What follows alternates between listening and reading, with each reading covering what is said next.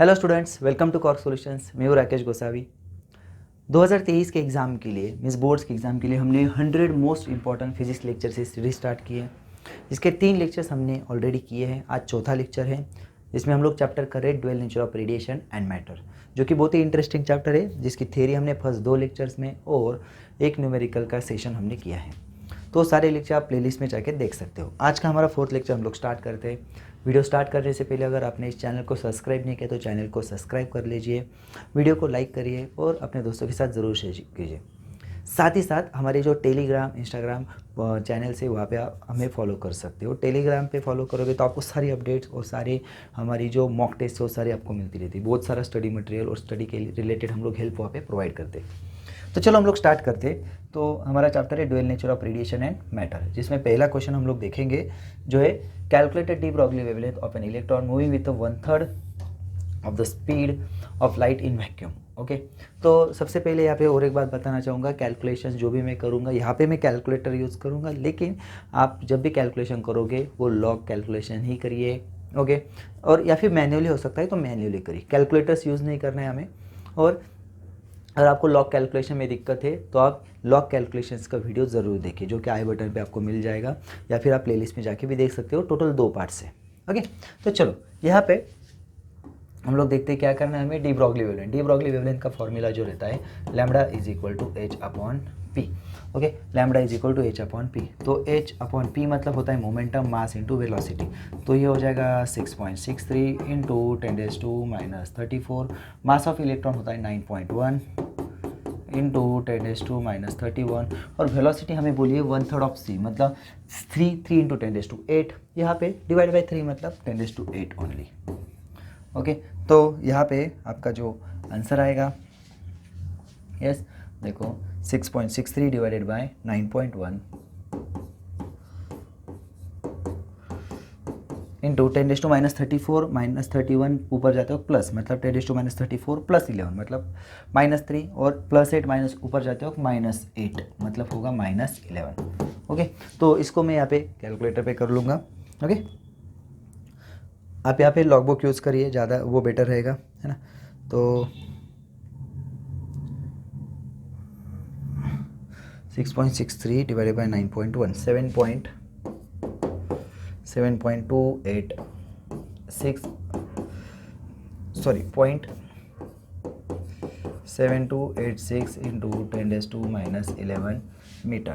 Okay, अगर हम लोग इसको 7.286 इंटू 10⁻12 मीटर भी कर सकते हैं। एम्स्ट्रॉम में लिखना है तो आपको और एक पॉइंट इधर शिफ्ट करना पड़ेगा, मीन्स 0.07286 एम्स्ट्रॉम हो सकता है। ओके, तो आपने ध्यान में रखना है कि इलेक्ट्रॉन की जो वेवलेंथ है वो लगभग यहाँ पे हमें बहुत कम वैल्यू में, मतलब 1 एम्स्ट्रॉम के आसपास मिलती है। ओके, पर 1 एम्स्ट्रॉम से भी यहाँ पे कम है लगभग। ओके, तो चलो ये हो गया हमारा पहला क्वेश्चन।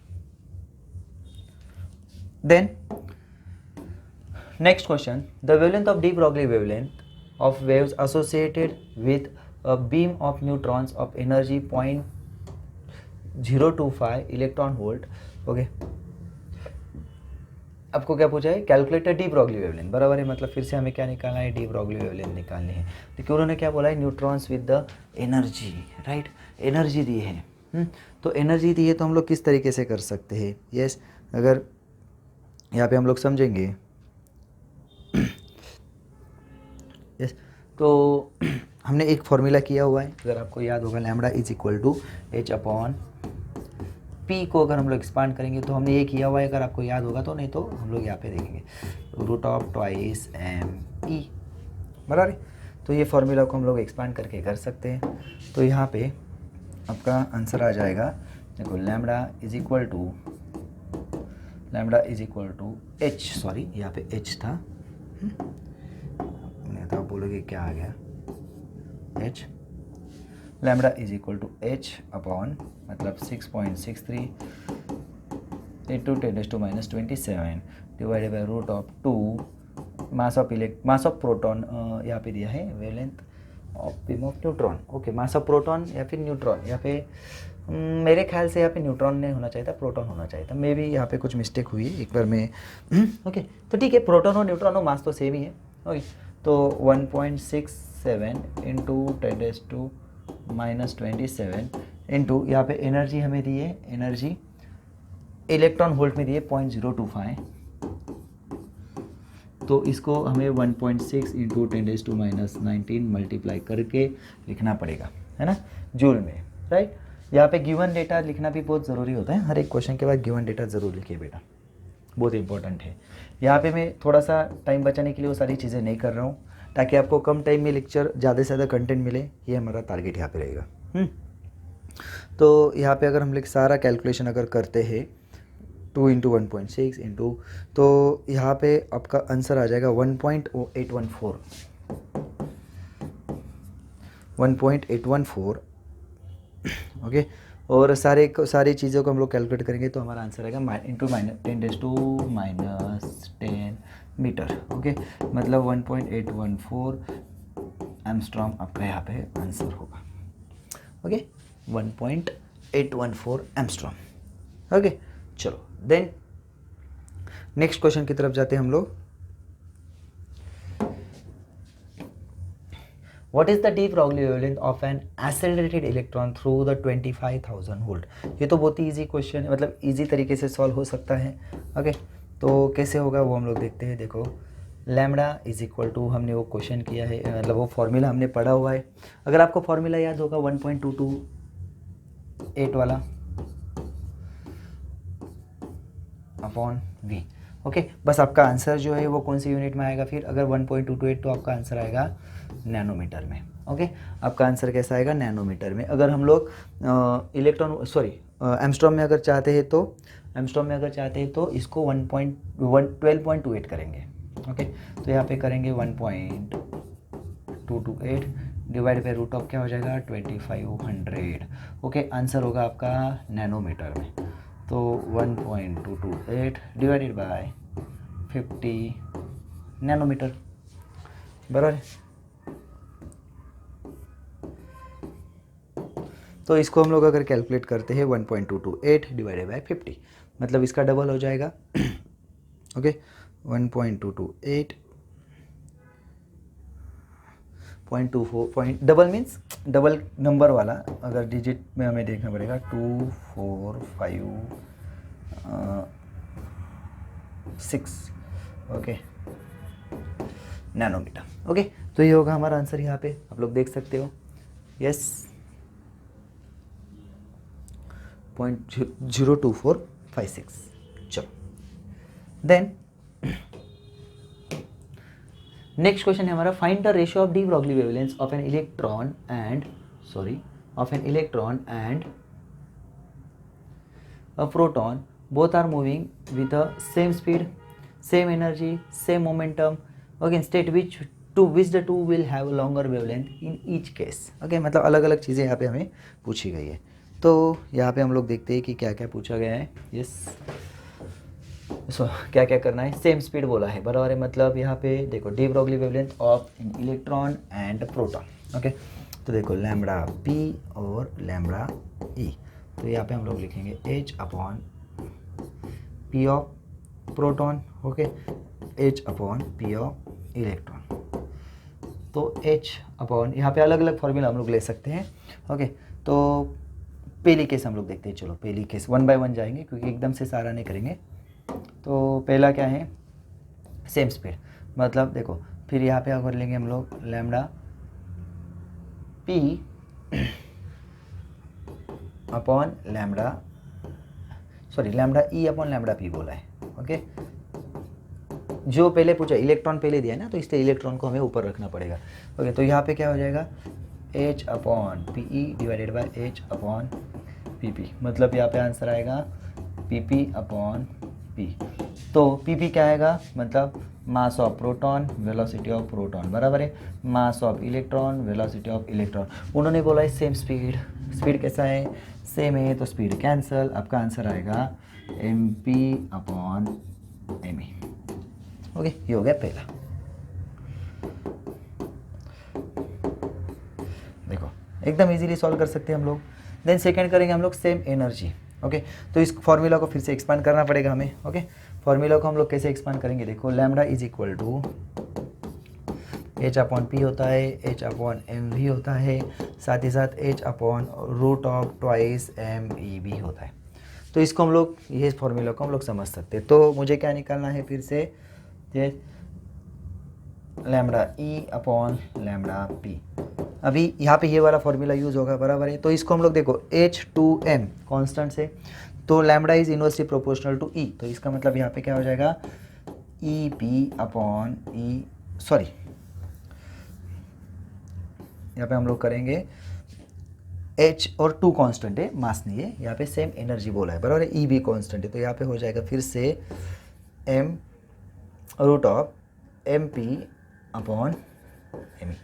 ओके, ये हमारा यहाँ पे आंसर आ जाएगा। अगर हम लोग सेपरेट मतलब पूरा लिख के कट भी करेंगे तो भी कोई दिक्कत नहीं, इस तरीके से तो भी करेंगे तो भी आपको सेम ही आंसर मिलेगा। देन यहाँ पे हम लोग फिर से नेक्स्ट क्वेश्चन पे तरफ जाते हैं। ओके, देन थर्ड क्वेश्चन है सेम मोमेंटम। देखो सेम मोमेंटम अगर हम लोग लेते हैं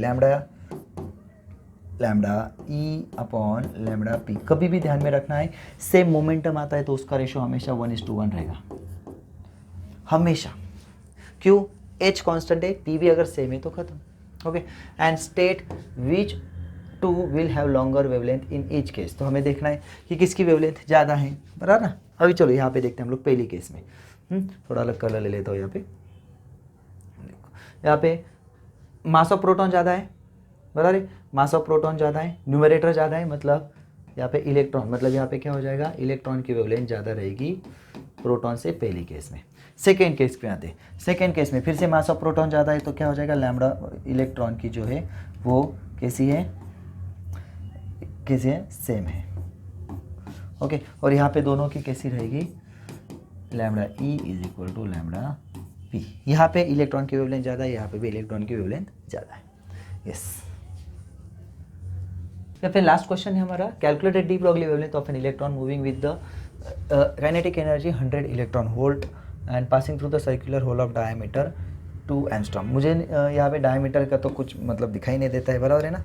तो यहाँ पे हम लोग समझेंगे कि कौन सा फॉर्मूला यूज़ करना है। As lambda is equal to h upon root of twice m v, twice m. Okay, तो ये हो जाएगा फिर यहाँ पे 6.63 इंटू 10⁻⁻34 डिवाइडेड बाय यहाँ पे रूट ऑफ 2, मास कितना हो जाएगा 9.1 into 10⁻31 into 100 into 1.6 into 10⁻19। Okay, तो यहाँ पे थोड़ा सा हम लोग 6.63 into 10⁻34 divided by root of 2 into 9.1 into 1.6। Okay, तो ये थोड़ा सा कैलकुलेटर पे हम लोग कर लेते हैं। तो 2 इंटू 9.1 इंटू 1.6 मतलब ये हो जाएगा 2 इंटू 9.1 इंटू 1.6। यहाँ पे कुछ रहेगा क्या हमारा? यस, नहीं, सो हो गया 11.375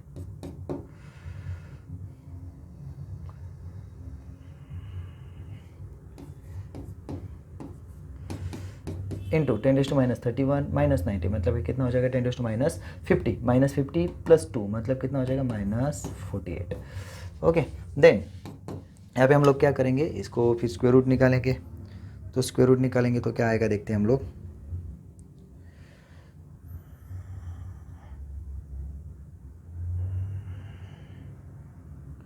एक सेकेंड, 2 इंटू 9 अरे यहाँ पे थोड़ा सा गड़बड़ हो गया, यहाँ पे मल्टीप्लाई करना था, डिवाइड हो गया 29 पॉइंट, मैं वही सोच रहा हूँ ऐसा कैसे हो रहा था 29.12।